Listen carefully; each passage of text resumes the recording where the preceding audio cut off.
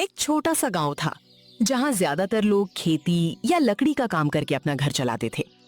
उसी गांव के किनारे मिट्टी से बने एक छोटे से घर में रहता था अर्जुन। बचपन में ही उसने अपने माँ बाप को खो दिया था। अब वो अपने चाचा और चाची के साथ रहता था, लेकिन वो घर उसका कभी अपना नहीं था। हर सुबह सबसे पहले अर्जुन ही उठता। अर्जुन, जल्दी उठ, पहले आंगन साफ कर, फिर जंगल जाकर लकड़ी ले आ। जी चाची। अर्जुन बिना कुछ कहे अपना काम शुरू कर देता। लकड़ी काट कर लाता, उसे बराबर आकार में काटता, फिर अपने हाथों से छोटी छोटी कुर्सियां, स्टूल और मेज बनाता। गांव के लोग अक्सर उसके काम को देखकर रुक जाते। अरे वाह, ये कुर्सी तो बहुत बढ़िया बनाई है। इतना अच्छा काम करता है लड़का। लेकिन तारीफ करने वाले खरीदने के समय बदल जाते। 100 रुपए? अरे 50 में दे दे। अर्जुन कुछ पल कुर्सी की तरफ देखता, फिर मुस्कुरा देता। ठीक है काका, ले जाइए। शाम को जैसे ही वो घर लौटता, कितने पैसे मिले? 250 रुपए। चाची तुरंत पैसे छीन लेती। जा, पीछे रखी सूखी रोटी खा ले। अर्जुन बिना कुछ बोले रोटी उठाकर बाहर बैठ जाता। उसे आदत पड़ चुकी थी, लेकिन उसे बिल्कुल भी पता नहीं था कि कल उसकी जिंदगी में ऐसा इंसान आने वाला है जो उसकी मेहनत की असली कीमत पहचानने वाला था। अगली सुबह अर्जुन अपनी 5 नई लकड़ी की कुर्सियां लेकर गांव के बाजार पहुंचा। आज उसने पहले से भी ज्यादा मेहनत की थी। हर कुर्सी पर उसने हाथ से सुंदर नक्काशी बनाई थी। कई लोग आए, देखकर चले गए। दोपहर होने लगी। अर्जुन सामान समेटने ही वाला था, तभी एक बुजुर्ग व्यक्ति वहां आकर रुके। सफेद कुर्ता, चेहरे पर मुस्कान। उन्होंने एक एक कुर्सी को ध्यान से देखा। बेटा, ये सब तुमने बनाया है? जी बाबा, अपने हाथों से। बुजुर्ग ने कुर्सी को पलट कर देखा। नाम क्या है तुम्हारा? अर्जुन। मैं मोहन लाल हूँ, शहर में फर्नीचर की दुकान चलाता हूँ। अर्जुन हैरान होकर उनकी तरफ देखने लगा। मोहनलाल जी ने मुस्कुराते हुए कहा, ये 5 कुर्सियां मुझे चाहिए। अर्जुन को अपने कानों पर विश्वास नहीं हुआ। सारी? हाँ बेटा, सारी। उसने हिचकते हुए कहा। कुल 500 रुपए हुए बाबा। मोहनलाल जी ने जेब से पैसे निकाले और अर्जुन के हाथ में 1000 रुपए रख दिए। अर्जुन घबरा गया। बाबा, आपने ज्यादा पैसे दे दिए। नहीं बेटा, मैंने तुम्हारी मेहनत की सही कीमत दी है। अर्जुन की आंखें नम हो गईं। शायद जिंदगी में पहली बार किसी ने उसकी मेहनत की इज्जत की थी। लेकिन उसे अभी भी नहीं पता था कि ये मुलाकात सिर्फ कुर्सियों की नहीं, उसकी पूरी किस्मत बदलने की शुरुआत थी। अगले हफ्ते अर्जुन फिर अपनी बनाई हुई नई कुर्सियां लेकर बाजार पहुंचा। कुछ ही देर बाद मोहनलाल जी भी वहां आ गए। उन्होंने नई कुर्सियां देखी और मुस्कुरा दिए। वाह बेटा, इस बार तो पहले से भी बेहतर बनाई हैं। मैंने आपकी बात याद रखी थी बाबा, इस बार और मेहनत की है। मोहनलाल जी ने तीनों कुर्सियां तुरंत खरीद लीं। अर्जुन, एक बात पूछूं? जी बाबा। क्या तुम हमेशा इसी गांव में रहना चाहते हो? अर्जुन कुछ पल चुप रहा। चाहता तो नहीं, लेकिन मेरे पास और कोई जगह भी नहीं है। अगर मैं तुम्हें शहर ले चलूं तो? शहर? हाँ, मेरी फर्नीचर की दुकान है। मुझे एक मेहनती और ईमानदार लड़के की जरूरत है। तुम दुकान पर काम करोगे, नई नई कुर्सियां बनाओगे, रहने और खाने की चिंता भी नहीं करनी पड़ेगी। अर्जुन के चेहरे पर खुशी और डर दोनों दिखाई देने लगे। लेकिन चाचा चाची मानेंगे या नहीं? पहले उनसे बात करते हैं। अगर वे मान जाएं तो तुम्हारी जिंदगी बदल सकती है। अर्जुन ने पहली बार महसूस किया कि शायद उसके लिए भी एक नया रास्ता खुल रहा है। उसी शाम मोहनलाल जी अर्जुन के घर पहुंचे। चाचा और चाची ने उन्हें देखते ही कुर्सी पर बैठाया। कहिए बाबूजी, कैसे आना हुआ? मैं अर्जुन को अपने साथ शहर ले जाना चाहता हूँ। दुकान पर काम करेगा, मेहनत सीखेगा और अच्छी कमाई भी होगी। चाचा और चाची एक दूसरे का चेहरा देखने लगे। कुछ पल बाद चाचा बोले, ले जाना है तो ले जाइए, लेकिन मुफ्त में नहीं। क्या मतलब? अर्जुन हमारे घर का लड़का है, हमने इसे पाला है। 50,000 रुपए दीजिए, फिर जहां चाहे ले जाइए। अर्जुन के चेहरे का रंग उड़ गया। चाचा, मैं कोई सामान नहीं हूँ। चुप, हमने तुझे बड़ा किया है, अब हमारी मर्जी चलेगी। इंसान की कीमत पैसों से नहीं लगाई जाती। तो फिर अर्जुन कहीं नहीं जाएगा। मोहनलाल जी बिना बहस किए उठ गए। जाते जाते उन्होंने अर्जुन की ओर देखा। हिम्मत मत हारना बेटा, हर मुश्किल का एक रास्ता होता है। अर्जुन उन्हें जाते हुए देखता रहा। उसे समझ आ गया था, उसकी सबसे बड़ी लड़ाई अब गरीबी से नहीं बल्कि अपने ही घर वालों से होने वाली थी। अगली सुबह अर्जुन हमेशा की तरह लकड़ी काट रहा था। तभी उसने घर के अंदर चाचा और चाची की बातें सुनी। सुनो जी, अर्जुन अब बड़ा हो गया है। हाँ, अब इससे और ज्यादा काम करवाना होगा। मेरे रिश्तेदार के गांव में एक पुरानी फर्नीचर की दुकान है। मालिक बूढ़ा है, मजदूर चाहिए, अर्जुन को वहीं भेज देंगे। और उसकी पूरी मजदूरी हम लेंगे, उसे बस खाना मिल जाएगा। अर्जुन ये सुनकर वहीं रुक गया। उसने धीरे से अंदर आकर पूछा, चाचा, आपने मुझसे पूछे बिना फैसला कर लिया? तुझसे पूछने की जरूरत नहीं है। लेकिन मैं वहां नहीं जाना चाहता। तेरी इच्छा कोई मायने नहीं रखती, जहां कहेंगे वहीं जाएगा। मैं अपनी मेहनत से काम करना चाहता हूँ। बहुत जुबान चलने लगी है तेरी। उसकी आंखों में आंसू थे, लेकिन उसने कुछ नहीं कहा। वो समझ चुका था कि इस घर में उसकी मेहनत की कोई कीमत नहीं है। दोपहर में अर्जुन अकेला नदी किनारे बैठा था। तभी पीछे से आवाज आई। अर्जुन। अर्जुन तुरंत खड़ा हो गया। बाबा, आप? क्या हुआ बेटा? अर्जुन ने सारी बात बता दी। कैसे चाचा उसकी कमाई ले लेते हैं, कैसे उसे जबरदस्ती दूसरे गांव भेजना चाहते हैं और कैसे उसकी बनाई कुर्सी तोड़ दी। मोहनलाल जी कुछ देर चुप रहे, फिर उन्होंने कहा, अर्जुन, मैं तुम्हें एक बात बताऊं? जी। जिंदगी बदलने के लिए कभी कभी सबसे कठिन फैसला लेना पड़ता है। लेकिन मैं करूं क्या? अगर एक दिन तुम्हें अपने सपनों और इस घर में से किसी एक को चुनना पड़े, तो क्या चुनोगी? अर्जुन ने बिना सोचे जवाब दिया, मैं अपनी मेहनत और अपना सपना चुनूंगा। मोहनलाल जी मुस्कुरा दिए। यही हिम्मत एक दिन तुम्हें बहुत आगे ले जाएगी। अर्जुन के चेहरे पर फिर से उम्मीद लौट आई। उसे नहीं पता था कि बहुत जल्द उसे सचमुच ऐसा फैसला लेना पड़ेगा जो उसकी पूरी जिंदगी बदल देगा। अगले दिन सुबह अर्जुन जंगल से लकड़ी लेकर घर पहुंचा। घर के अंदर कुछ अनजान लोग बैठे थे। अरे अर्जुन, इधर आ। अर्जुन चुपचाप उनके सामने खड़ा हो गया। ये लोग दूसरे गांव से आए हैं। उनमें से एक आदमी अर्जुन को ऊपर से नीचे तक देखने लगा। काम तो कर लेता है ना? दिन रात काम करता है, कभी मना नहीं करता। अर्जुन को कुछ समझ नहीं आ रहा था। मेहमानों के जाने के बाद उसने पूछा, चाचा, ये लोग कौन थे? अगले हफ्ते से तू उनके साथ जाएगा। क्यों? वहीं काम करेगा, हर महीने तेरी पूरी मजदूरी हमें मिलेगी। लेकिन मैंने तो मना किया था। तेरी मर्जी नहीं चलेगी। मैं अपनी मेहनत की कमाई खुद कमाना चाहता हूँ। बहुत बोलने लगा है। उसने पहली बार महसूस किया, अगर आज भी चुप रहा तो पूरी जिंदगी दूसरों के लिए ही जीता रहेगा। उस शाम अर्जुन अपनी छोटी सी गठरी बांध रहा था। उसमें सिर्फ 2 जोड़ी कपड़े, कुछ औजार और उसके माता पिता की एक पुरानी तस्वीर थी।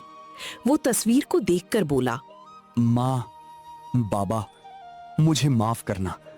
मैं भाग नहीं रहा, मैं अपनी जिंदगी बनाने जा रहा हूँ। इतने में बाहर से मोहनलाल जी आ गए। फैसला कर लिया? अर्जुन ने धीरे से सिर हिला दिया। हाँ बाबा, अगर आज नहीं गया तो कभी नहीं जा पाऊंगा। डर तो नहीं लग रहा? लग रहा है, लेकिन सपने डर से बड़े हैं। दोनों चुपचाप गांव की पगडंडी पर चल पड़े। अर्जुन ने एक बार पीछे मुड़कर अपना गांव देखा। वही खेत, वही पेड़, वही छोटा घर जहां उसने बचपन बिताया था। उसकी आंखें नम थीं, लेकिन इस बार उसके कदम नहीं रुके। उसे नहीं पता था कि शहर में उसके लिए क्या इंतजार कर रहा है, लेकिन एक बात तय थी, आज से उसकी नई जिंदगी शुरू हो चुकी थी। अर्जुन और मोहनलाल जी कई घंटों की यात्रा के बाद शहर पहुंचे। अर्जुन पहली बार इतना बड़ा शहर देख रहा था। चारों तरफ बड़ी बड़ी दुकानें, भीड़ और गाड़ियां थीं। बाबा, यहाँ तो सब कुछ कितना अलग है। शुरुआत में सबको ऐसा ही लगता है, धीरे धीरे यही जगह अपना घर लगने लगती है। दोनों एक फर्नीचर की दुकान के सामने रुके। दुकान के बाहर बड़े अक्षरों में लिखा था, मोहन फर्नीचर हाउस। अंदर तरह तरह की लकड़ी की कुर्सियां, मेज, अलमारी और पलंग रखे थे। अर्जुन की आंखें चमक उठीं। आज से यही तुम्हारी कर्मभूमि है। तभी दुकान का पुराना कर्मचारी रमेश बाहर आया। नमस्ते मालिक। रमेश, ये अर्जुन है, आज से हमारे साथ काम करेगा। रमेश ने अर्जुन को ऊपर से नीचे तक देखा। इतना दुबला पतला लड़का फर्नीचर बनाएगा? हाथ देखकर इंसान का हुनर मत आंका करो। रमेश चुप हो गया। अर्जुन ने दुकान के अंदर कदम रखा। उसे ऐसा लगा जैसे उसकी जिंदगी का एक नया अध्याय शुरू हो चुका है। अगली सुबह दुकान खुलते ही मोहनलाल जी अर्जुन को कार्यशाला में ले गए। उन्होंने एक अधूरी लकड़ी की कुर्सी अर्जुन के सामने रखी। इसे पूरा कर सकते हो? जी, कोशिश करूंगा। रमेश और दूसरे कारीगर दूर खड़े होकर उसे देखने लगे। अभी पता चल जाएगा कितना बड़ा उस्ताद है। अर्जुन ने बिना कुछ बोले अपने औजार उठाए, धीरे धीरे लकड़ी को तराशा, जोड़ लगाए, किनारों को बराबर किया और अंत में हाथ से सुंदर नक्काशी बना दी। करीब 1 घंटे बाद उसने कुर्सी मोहनलाल जी के सामने रख दी। मोहनलाल जी ने ध्यान से कुर्सी देखी, फिर मुस्कुराते हुए बोले, कमाल कर दिया बेटा। दुकान के बाकी कर्मचारी भी हैरान रह गए। इतना साफ काम ये कैसे कर लिया? गांव में यही काम करके बड़ा हुआ हूं। उसी समय एक ग्राहक दुकान में आया। उसकी नजर सीधे अर्जुन की बनाई कुर्सी पर पड़ी। मुझे यही कुर्सी चाहिए। अर्जुन के चेहरे पर मुस्कान आ गई, लेकिन दुकान में कोई ऐसा भी था जिसे अर्जुन की बढ़ती तारीफ बिल्कुल पसंद नहीं आ रही थी। ग्राहक अर्जुन की बनाई कुर्सी खरीदकर खुशी खुशी चला गया। मोहनलाल जी भी बहुत खुश थे। अर्जुन, आज तुम्हारी वजह से ग्राहक बिना मोल भाव किए सामान खरीद कर गया। धन्यवाद बाबा, मैं बस अपना काम ठीक से करना चाहता हूं। पास खड़ा रमेश ये सब देख रहा था। उसे कई साल हो गए थे दुकान में काम करते हुए, लेकिन आज पहली बार किसी नए लड़के की इतनी तारीफ हो रही थी। दोपहर में सभी लोग खाना खाने बैठे। अर्जुन, तुम्हें तो आते ही मालिक का खास आदमी बना दिया गया। ऐसी कोई बात नहीं है, मैं तो अभी सीख ही रहा हूं। सीख रहे हो या सबको पीछे छोड़ने आए हो? अर्जुन मुस्कुराकर चुप हो गया। शाम को दुकान बंद होने लगी। रमेश ने चुपके से अर्जुन के औजारों का डिब्बा दूसरी जगह रख दिया। अगली सुबह अर्जुन अपने औजार ढूंढने लगा। मेरे औजार कहां गए? काम करने आया है और अपने औजार भी नहीं संभाल सकता। अर्जुन कुछ नहीं बोला। उसी समय मोहनलाल जी आ गए। उन्होंने दूसरा औजारों का सेट अर्जुन को देते हुए कहा, काम पर ध्यान दो बेटा, मेहनत करने वाला कभी नहीं हारता। रमेश चुपचाप खड़ा रह गया। दोपहर के समय एक अमीर ग्राहक दुकान में आया। उसने कहा, मेरे नए घर के लिए 10 कुर्सियां और 2 बड़ी मेजें चाहिए, लेकिन डिजाइन बिल्कुल अलग होनी चाहिए। मोहनलाल जी सोच में पड़ गए। इतना बड़ा ऑर्डर पहले कभी नहीं मिला था। उन्होंने अर्जुन की ओर देखा। अर्जुन, क्या तुम एक नई डिजाइन बना सकते हो? जी, मैं कोशिश करता हूं। वो तुरंत कागज और पेंसिल लेकर बैठ गया। कुछ देर बाद उसने एक सुंदर डिजाइन बनाकर मोहनलाल जी को दिखाई। वाह, बिल्कुल यही चाहिए। ग्राहक ने भी डिजाइन देखी। अगर फर्नीचर ऐसा ही बना तो मैं पूरा ऑर्डर यहीं दूंगा। आप निराश नहीं होंगे। ग्राहक ने वहीं एडवांस पैसे दे दिए। दुकान में खुशी का माहौल था, लेकिन रमेश के चेहरे पर मुस्कान नहीं थी। वो मन ही मन सोच रहा था, अगर अर्जुन ऐसे ही आगे बढ़ता रहा तो एक दिन मालिक का सबसे भरोसेमंद आदमी वही बन जाएगा। रमेश ने उसी समय अर्जुन के खिलाफ एक चाल चलने का फैसला कर लिया। अगले दिन से पूरे ऑर्डर पर काम शुरू हो गया। मोहनलाल जी ने सभी कारीगरों को काम बांट दिया। रमेश, लकड़ी तैयार करना तुम्हारी जिम्मेदारी है। जी मालिक। अर्जुन, तुम डिजाइन और जोड़ का काम संभालो। जी बाबा। सब लोग अपने अपने काम में लग गए। दोपहर में मोहनलाल जी किसी जरूरी काम से बाहर चले गए। मौका मिलते ही रमेश गोदाम में गया। उसने अच्छी लकड़ी की जगह कुछ टेढ़ी और कमजोर लकड़ियां रख दी। फिर वो मुस्कुराते हुए वापस आ गया। कुछ देर बाद अर्जुन ने बिना ध्यान दिए उन्हीं लकड़ियों से काम शुरू कर दिया। थोड़ी देर बाद एक कुर्सी का पाया हिलने लगा। अरे ये कैसे? उसने दूसरी लकड़ी उठाई, वो भी अंदर से फटी हुई थी। तभी रमेश वहां आया। क्या हुआ अर्जुन, काम रुक क्यों गया? लकड़ी ठीक नहीं है। या फिर काम करने वाला ठीक नहीं है? इतने में मोहनलाल जी वापस आ गए। उन्होंने अधूरी कुर्सी देखी। क्या परेशानी है? अर्जुन ने लकड़ी उन्हें दिखाई। मोहनलाल जी ने ध्यान से देखा। ये लकड़ी तो खराब है, इसे किसने रखा? दुकान में सन्नाटा छा गया। रमेश ने तुरंत नजरें झुका ली। अर्जुन किसी पर आरोप नहीं लगाना चाहता था। शायद गलती से आ गई होगी बाबा। मोहनलाल जी ने अर्जुन की तरफ देखा। उन्हें महसूस हुआ, अर्जुन सिर्फ अच्छा कारीगर ही नहीं बल्कि अच्छा इंसान भी है। शाम को काम पूरा होने के बाद मोहनलाल जी ने अर्जुन को अपने कमरे में बुलाया। अर्जुन, तुम जानते थे कि गलती किसकी थी? जी, शायद समझ गया था। फिर तुमने नाम क्यों नहीं लिया? अगर बिना सबूत किसी पर इल्जाम लगाऊंगा तो मैं भी गलत हो जाऊंगा।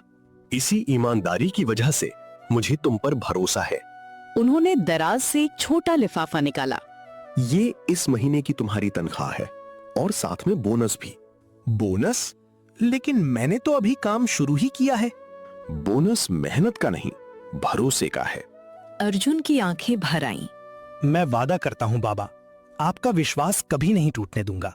एक दिन यही ईमानदारी तुम्हें बहुत बड़ी मंजिल तक ले जाएगी। बाहर खड़ा रमेश ये सब सुन रहा था। अब उसकी जलन पहले से भी ज्यादा बढ़ चुकी थी। उसने मन ही मन कहा, अगर अर्जुन को नहीं रोका तो एक दिन पूरी दुकान उसी की हो जाएगी। कुछ दिन बाद दुकान में बहुत भीड़ थी। अर्जुन ग्राहकों को कुर्सियां दिखा रहा था। तभी बाहर से दो लोग दुकान के सामने आकर रुक गए। अर्जुन ने जैसे ही उनकी तरफ देखा, उसके कदम वहीं रुक गए। वे उसके चाचा और चाची थी। दोनों शहर किसी काम से आए थे। उनकी नजर अचानक अर्जुन पर पड़ी। अरे ये तो अर्जुन है। दोनों तुरंत दुकान के अंदर आ गए। तो तू यहाँ छिपा बैठा है? मैं यहाँ काम करता हूँ। बिना बताए घर से भाग आया, जरा भी शर्म नहीं आई। तभी मोहनलाल जी बाहर आए। क्या बात है? ये लड़का हमारा है, इसे अभी हमारे साथ भेजिए। अर्जुन कोई सामान नहीं है, जहां रहना चाहे वहीं रहेगा। हमने इसे पाला है, इस पर हमारा हक है। अर्जुन ने पहली बार बिना डरे जवाब दिया। आपने मुझे नहीं पाला, सिर्फ मुझसे काम करवाया है। दुकान में खड़े सभी लोग चुपचाप ये सब सुन रहे थे। चाचा गुस्से से अर्जुन को घूरने लगे। कृपया मेरा हाथ मत पकड़िए।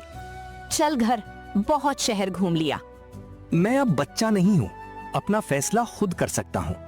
हमारे खिलाफ बोलने की हिम्मत कहाँ से आ गई? जिस दिन आपने मेरी मेहनत की कमाई छीनना बंद नहीं किया, उसी दिन आपने मुझे खो दिया था। दुकान में खड़े ग्राहक भी ये सब देख रहे थे। अर्जुन अब यहाँ सम्मान के साथ काम करता है, इसे मजबूर करने की कोशिश मत कीजिए। चाचा ने चारों तरफ देखा। उन्हें समझ आ गया कि अब कोई उनकी बात का साथ नहीं देगा। ठीक है, आज जा रहे हैं, लेकिन याद रखना, एक दिन तुझे वापस आना ही पड़ेगा। दोनों गुस्से में वहां से चले गए। अर्जुन ने राहत की सांस ली। मोहनलाल जी मुस्कुराए। आज तुमने डर पर जीत हासिल की है बेटा। अब मैं पीछे मुड़कर नहीं देखूंगा। लेकिन उसे नहीं पता था, ये मुलाकात सिर्फ शुरुआत थी। उसके चाचा चाची अभी इतनी आसानी से हार मानने वाले नहीं थे। अगले दिन सुबह दुकान खुली ही थी कि एक बड़ी गाड़ी दुकान के सामने आकर रुकी। उसमें से एक सज्जन उतरे। नमस्ते, क्या मोहनलाल जी हैं? जी कहिए। मैं शहर के नए स्कूल की तरफ से आया हूँ। हमें 50 मजबूत कुर्सियां और 20 मेज चाहिए। ये सुनकर सभी कारीगर एक दूसरे का चेहरा देखने लगे। इतना बड़ा ऑर्डर पहले कभी नहीं मिला था। मोहनलाल जी ने मुस्कुराते हुए कहा, काम समय पर हो जाएगा। ग्राहक के जाने के बाद उन्होंने सभी को बुलाया। दोस्तों, ये ऑर्डर हमारे लिए बहुत महत्वपूर्ण है। अर्जुन, इस पूरे काम की जिम्मेदारी मैं तुम्हें देता हूँ। रमेश तुरंत बोल पड़ा। मालिक, ये अभी नया है, इतना बड़ा काम कैसे संभालेगा? मुझे अर्जुन की मेहनत और ईमानदारी पर पूरा भरोसा है। अर्जुन थोड़ा घबरा गया। बाबा, मैं पूरी कोशिश करूंगा। कोशिश नहीं, विश्वास रखो। अर्जुन ने सिर हिलाया। उसे पता था अब ये सिर्फ एक ऑर्डर नहीं, उसके भविष्य की सबसे बड़ी परीक्षा थी। अगले ही दिन से सभी कारीगर काम में जुट गए। अर्जुन सबसे पहले दुकान पहुंचता और सबसे आखिर में घर लौटता। लेकिन इस बार वो अकेले काम नहीं कर रहा था। रामू भैया, आप मेज के पैर तैयार कर दीजिए। ठीक है। सुरेश जी, आप लकड़ी को अच्छी तरह घिस लीजिए। अभी करता हूं। वो हर किसी से सम्मान से बात करता। कोई गलती करता तो डांटने की बजाय समझाता। ये देखकर बाकी कारीगर भी खुश रहने लगे। दूर खड़ा रमेश ये सब देख रहा था। उसे उम्मीद थी कि अर्जुन सबसे लड़ाई करेगा, लेकिन उल्टा सभी लोग अर्जुन की मदद करने लगे। शाम को मोहनलाल जी पूरे काम का निरीक्षण करने आए। उन्होंने देखा कि आधा काम समय से पहले पूरा हो चुका है। बहुत बढ़िया। काम करने में कोई परेशानी तो नहीं? नहीं मालिक, अर्जुन सबको साथ लेकर चल रहा है। ऐसा साथी पहली बार मिला है। मोहनलाल जी मुस्कुरा दिए। रमेश चुपचाप ये सब सुनता रहा। उसके मन में फिर वही बात चल रही थी। अगर अर्जुन ऐसे ही आगे बढ़ता रहा तो एक दिन ये दुकान उसी की हो जाएगी। और इसी सोच के साथ उसने एक और बड़ी चाल चलने का फैसला कर लिया। स्कूल का ऑर्डर पूरा होने में अब सिर्फ 3 दिन बचे थे। सारी कुर्सियां और मेज लगभग तैयार थीं। रात को दुकान बंद होने से पहले मोहनलाल जी ने कहा, कल आखिरी पॉलिश होगी, उसके बाद सामान भेज देंगे। जी बाबा, सब समय पर तैयार हो जाएगा। सभी कर्मचारी घर चले गए। लेकिन रमेश कुछ देर बाद चुपके से वापस दुकान में आया। उसने तैयार कुर्सियों के कुछ पेंच ढीले कर दिए। 2 मेजों के जोड़ भी थोड़ा खोल दिए। रमेश मुस्कुराया। कल जब ये टूटेंगी तो सारा दोष अर्जुन पर आएगा। अगली सुबह अर्जुन ने एक कुर्सी उठाई। जैसे ही उसने उसे रखा, एक पाया हिल गया। ये कैसे हो गया? उसने दूसरी कुर्सी देखी। उसमें भी वही समस्या थी। बाकी कर्मचारी भी घबरा गए। कल तक तो सब ठीक था। इसी समय मोहनलाल जी वहां पहुंचे। उन्होंने कुर्सियां देखीं। किसी ने इनके साथ छेड़छाड़ की है। दुकान में सन्नाटा छा गया। अर्जुन ने तुरंत कहा, बाबा, चिंता मत कीजिए, हम सब मिलकर आज ही सब ठीक कर देंगे। उसने किसी का नाम नहीं लिया, बस काम में लग गया। दोस्तों, अगर हम सब साथ काम करेंगे तो शाम तक सब ठीक हो जाएगा। हम तुम्हारे साथ हैं। चलो काम शुरू करते हैं। सभी बिना रुके काम करने लगे। अर्जुन हर कुर्सी खुद जांच रहा था। जहां कमी मिलती उसे तुरंत ठीक कर देता। शाम होने तक पूरा ऑर्डर फिर से तैयार हो गया। उसी समय स्कूल के लोग सामान लेने आ गए। उन्होंने एक एक कुर्सी और मेज ध्यान से देखी। बहुत बढ़िया काम है। ऐसी मजबूत फिनिश की उम्मीद नहीं थी। अब से हमारे स्कूल का सारा फर्नीचर आप ही बनाएंगे। मोहनलाल जी की आंखों में खुशी साफ दिखाई दे रही थी। उन्होंने सबके सामने कहा, इस सफलता का सबसे बड़ा श्रेय अर्जुन को जाता है। सभी कर्मचारियों ने ताली बजाई। सिर्फ रमेश चुप खड़ा था। उसे समझ आ गया था, हर बार उसकी चाल अर्जुन की मेहनत के सामने हार जाती है। लेकिन अब उसकी जिंदगी में एक ऐसा मोड़ आने वाला था जिसकी किसी ने कल्पना भी नहीं की थी। स्कूल का काम पूरा होने के बाद दुकान की पहचान पूरे शहर में होने लगी। हर दिन नए ग्राहक आने लगे। एक दोपहर एक युवती अपनी माँ के साथ दुकान पर आई। उसका नाम नेहा था। नमस्ते, हमें डाइनिंग टेबल और 6 कुर्सियां चाहिए। जरूर बेटी। अर्जुन, इन्हें डिजाइन दिखाओ। आइए मैडम। अर्जुन ने अलग अलग डिजाइन दिखाए। नेहा हर डिजाइन ध्यान से देख रही थी। ये कुर्सियां किसने बनाई हैं? जी, मैंने। बहुत सुंदर काम है। धन्यवाद। अगर हो सके तो मेरे घर के हिसाब से थोड़ा अलग डिजाइन बना दीजिए। जरूर, जैसा आप चाहें। नेहा और उसकी माँ ऑर्डर देकर चली गईं। मोहनलाल जी मुस्कुराते हुए अर्जुन के पास आए। देखा, अब लोग सिर्फ सामान नहीं, तुम्हारा काम ढूंढ कर आते हैं। ये सब आपकी वजह से है बाबा। उसी रात मोहनलाल जी को अचानक सीने में दर्द होने लगा। अर्जुन तुरंत उन्हें अस्पताल ले गया। डॉक्टर ने जांच के बाद कहा, इनकी उम्र ज्यादा है, इन्हें अब आराम की जरूरत है। अगले दिन मोहनलाल जी दुकान आए। उन्होंने अर्जुन को अपने कमरे में बुलाया। अर्जुन, अब दुकान की जिम्मेदारी तुम्हें संभालनी होगी। नहीं बाबा, आप ठीक हो जाएंगे। हर इंसान हमेशा साथ नहीं रहता बेटा। उन्होंने दुकान की चाबियां अर्जुन के हाथ में रख दी।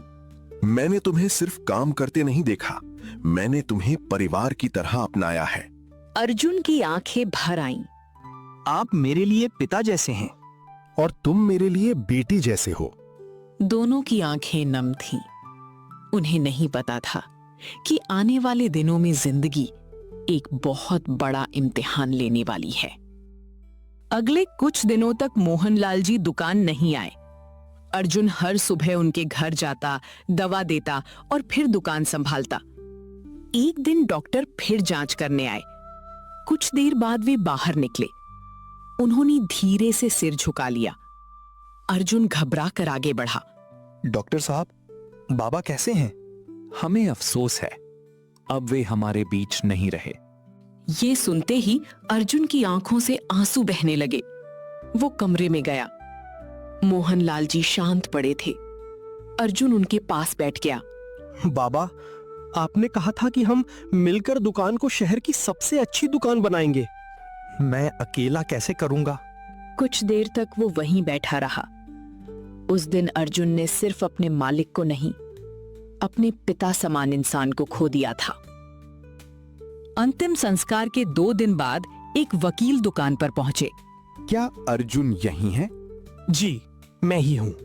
वकील ने एक फाइल मेज पर रखी। मोहनलाल जी ने अपने जाने से पहले एक वसीयत तैयार करवाई थी।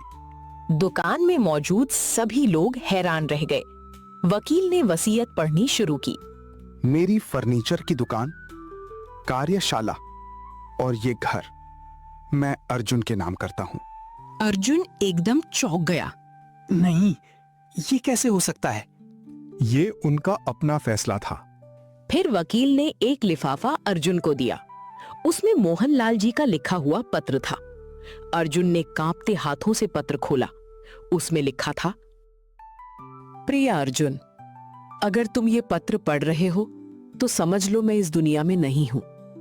मुझे अपने बेटे का सुख कभी नहीं मिला, लेकिन तुमने वो कमी पूरी कर दी।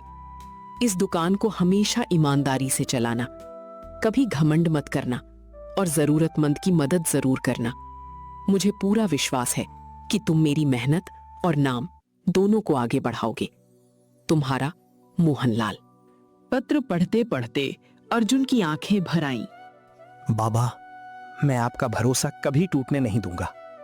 उसे नहीं पता था, अब उसकी सफलता की खबर बहुत जल्द उसके लालची चाचा चाची तक भी पहुंचने वाली थी। मोहनलाल जी के जाने के बाद अर्जुन ने पूरी ईमानदारी से दुकान संभालनी शुरू कर दी। कुछ ही महीनों में दुकान पहले से भी ज्यादा चलने लगी। ग्राहक अब नाम लेकर कहते थे, हमें अर्जुन जी के हाथ की बनी कुर्सियां चाहिए। एक दिन नेहा फिर अपनी माँ के साथ दुकान पर आई। नमस्ते अर्जुन जी। नमस्ते, आइए। आपकी डाइनिंग टेबल कैसी लगी? बहुत अच्छी, पूरे परिवार को पसंद आई। नेहा की माँ मुस्कुराई। बेटा, सिर्फ काम ही नहीं, तुम्हारा व्यवहार भी बहुत अच्छा है। ये सब मैंने मोहनलाल बाबा से सीखा है। धीरे धीरे नेहा और उसकी माँ दुकान पर आने लगी। कभी नए डिजाइन की बात होती, कभी चाय पर बातचीत। एक दिन नेहा की माँ ने अर्जुन से कहा, बेटा, अगर तुम्हें कोई आपत्ति ना हो तो मैं एक बात कहना चाहती हूँ। जी कहिए। हम चाहते हैं कि नेहा की शादी तुमसे हो। अर्जुन कुछ पल के लिए चुप रह गया। उसने कभी अपने बारे में ऐसा सोचा ही नहीं था। अगर नेहा की भी यही इच्छा हो तो मुझे कोई आपत्ति नहीं। नेहा मुस्कुराकर चुपचाप सिर झुका लेती है। कुछ महीनों बाद दोनों की सादगी से शादी हो जाती है। दुकान के सभी कर्मचारी और पूरे मोहल्ले के लोग उन्हें आशीर्वाद देते हैं। शादी के कुछ समय बाद अर्जुन की सफलता की खबर उसके गांव तक पहुंच गई। चाचा और चाची को पता चला कि अब अर्जुन एक बड़ी फर्नीचर की दुकान का मालिक है। दोनों तुरंत शहर पहुंच गए। दुकान के बाहर लगा बड़ा बोर्ड देखकर चाची की आंखें चमक उठी। देखो जी, कितनी बड़ी दुकान है। अब समझ आया, इतने पैसे कहां से आए। दोनों दुकान के अंदर पहुंचे। अर्जुन ग्राहकों से बात कर रहा था। उसने चाचा चाची को देखा, लेकिन इस बार उसके चेहरे पर डर नहीं था। अरे बेटा, हमें पहचान लिया? जी पहचान लिया। हम तो तुम्हें लेने आए हैं, आखिर हम ही तो तुम्हारे अपने हैं। तभी नेहा भी वहां आ गई। वो चुपचाप अर्जुन के पास खड़ी हो गई। अर्जुन समझ चुका था, आज फिर उसकी जिंदगी का सबसे बड़ा फैसला सामने खड़ा है। चाचा ने दुकान के चारों तरफ नजर घुमाई। वाह अर्जुन, इतनी बड़ी दुकान, हमें तो तुम पर गर्व है। धन्यवाद। बेटा, जो कुछ हुआ उसे भूल जा। आखिर परिवार में छोटी मोटी बातें हो जाती हैं। नेहा ने अर्जुन की तरफ देखा, लेकिन कुछ नहीं बोली। अर्जुन ने धीरे से कहा, छोटी मोटी बातें? हाँ, अब पुरानी बातें याद करके क्या फायदा। जब मैं भूखा सोता था, क्या वो छोटी बात थी? वो सब मजबूरी थी। जब मेरी मेहनत की पूरी कमाई आप ले लेते थे, क्या वो भी मजबूरी थी? जब आपने मुझे पैसों के लिए दूसरे गांव भेजने का फैसला किया था, तब क्या आपने एक बार भी मुझसे पूछा था? चाचा के पास कोई जवाब नहीं था। दुकान में खड़े कर्मचारी भी सब सुन रहे थे। आज मैं यहाँ अपनी मेहनत, बाबा के भरोसे और अच्छे लोगों की वजह से खड़ा हूँ, किसी के एहसान की वजह से नहीं। नेहा ने गर्व से अर्जुन की तरफ देखा। बेटा, अब हम बूढ़े हो गए हैं, गांव में बहुत परेशानी है। सोचा था अब हम सब साथ रहेंगे। अर्जुन समझ गया कि उनकी असली नजर दुकान पर है। अगर आपको सच में मदद चाहिए तो मैं हर महीने खर्च भेज दूंगा। हमें पैसे नहीं चाहिए। तो फिर क्या चाहिए? इस दुकान में हमारा भी हिस्सा होना चाहिए। आखिर तुम हमारे घर में पले बड़े हो। दुकान में सन्नाटा छा गया। नेहा ने अर्जुन की ओर देखा। अर्जुन ने बिना गुस्सा किए जवाब दिया, घर वो होता है जहां प्यार और सम्मान मिले, जहां इंसान को बोझ समझा जाए। वो सिर्फ रहने की जगह होती है। मतलब तुम हमें कुछ नहीं दोगे? मैं इंसानियत के नाते मदद कर सकता हूँ, लेकिन अपनी मेहनत और बाबा की अमानत किसी को नहीं दे सकता। चाचा और चाची एक दूसरे का चेहरा देखने लगे। उन्हें समझ आ गया, आज अर्जुन पहले वाला डरा हुआ लड़का नहीं रहा। चाचा ने आखिरी बार अर्जुन को मनाने की कोशिश की। अर्जुन, एक बार सोच ले, हम तेरे अपने हैं। अपने वो होते हैं जो मुश्किल समय में साथ खड़े हों। हमसे गलती हो गई थी बेटा। अगर उस समय मोहनलाल बाबा मेरा हाथ ना पकड़ते, तो आज भी मैं किसी के लिए मजदूरी कर रहा होता। दुकान के सभी कर्मचारी चुपचाप ये बातचीत सुन रहे थे। रमेश भी वहीं खड़ा था। वो आगे बढ़ा। मालिक, आज मुझे भी एक बात कहनी है। अर्जुन उसकी तरफ देखने लगा। मैंने कई बार आपके खिलाफ चाल चली, खराब लकड़ी रखी, औजार छिपाए, लेकिन आपने कभी मेरा अपमान नहीं किया। गलती हर इंसान से होती है रमेश जी, उसे सुधारना सबसे बड़ी बात है। रमेश की आंखें भर आईं। अगर हो सके तो मुझे माफ कर दीजिए। अर्जुन मुस्कुराया। हम सब मिलकर बाबा का सपना आगे बढ़ाएंगे। ये देखकर चाचा और चाची समझ गए कि जिस लड़के को वे कमजोर समझते थे वो आज अपने संस्कारों से सबसे अमीर इंसान बन चुका था। दोनों बिना कुछ कहे वहां से लौट गए। कुछ महीने बाद मोहन फर्नीचर हाउस शहर की सबसे भरोसेमंद दुकानों में गिना जाने लगा। अर्जुन ने दुकान के बाहर एक नया बोर्ड लगवाया। उस पर लिखा था, मेहनत की कीमत हमेशा मिलती है। नेहा दुकान संभालने में उसका साथ देती थी। रमेश और बाकी कर्मचारी अब परिवार की तरह काम करते थे। हर महीने अर्जुन कुछ पैसे गांव के अनाथ बच्चों की पढ़ाई और जरूरतमंद कारीगरों की मदद के लिए दान करता। एक दिन एक लड़का दुकान पर आया। भैया, मुझे भी लकड़ी का काम सीखना है। अर्जुन मुस्कुराया। सीखोगे तो जरूर, लेकिन पहले एक बात याद रखना। क्या? काम कभी छोटा नहीं होता। मेहनत और ईमानदारी इंसान को वहां पहुंचा देती है जहां किस्मत भी साथ देने लगती है। नेहा मुस्कुराकर अर्जुन की ओर देखने लगी। बाबा, आपका सपना आज भी जिंदा है। अर्जुन ने अपनी किस्मत पैसे से नहीं, अपने हुनर, ईमानदारी, मेहनत और स्वाभिमान से